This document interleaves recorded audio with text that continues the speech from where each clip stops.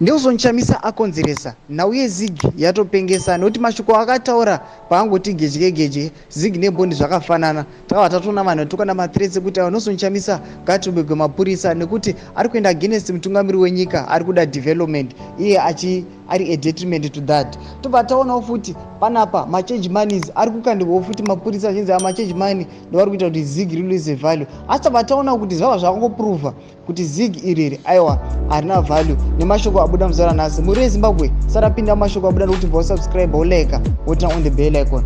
Upo uchiona anoya panapa panyora chiti when a government uses the police to protect a currency, it means they have already lost the confidence and trust battle with the citizens.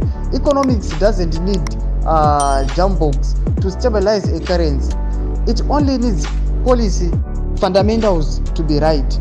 The very act of announcing this measure of using police to protect a currency actually weakens the currency. Ndo mashoko ari yatoka panapa ubo uchikona zvinzi aiwa kutongotumira kwamuri kuita mapurisa mastreets kuti abate machange moneys kana kuthreatena vanosonchanisana vamukuru weopposition akudetseri nokuti vanhu vamva vatoziva kuti aiwa ima mutorina nyangwe confidence hamusi kwanisa kutoisa nyangwe mutemo unoratidza kuti unongoisa fixed rate pamari currency yamaintroducer achiti aiwa imi isai mapolicies semusiri kuisa mapolicies. Muri Zimbabwe mashoko akubuda kutsvaka vanhu upo uchingono aya ine comment section medu tudze mafungiro enyu kuti munoti kudii pamusoro pemashoko ataura. Saka no subscribe kulike sinotina on the bell icon. Tambochana mabudisa ndokupa PANECHAMISA live.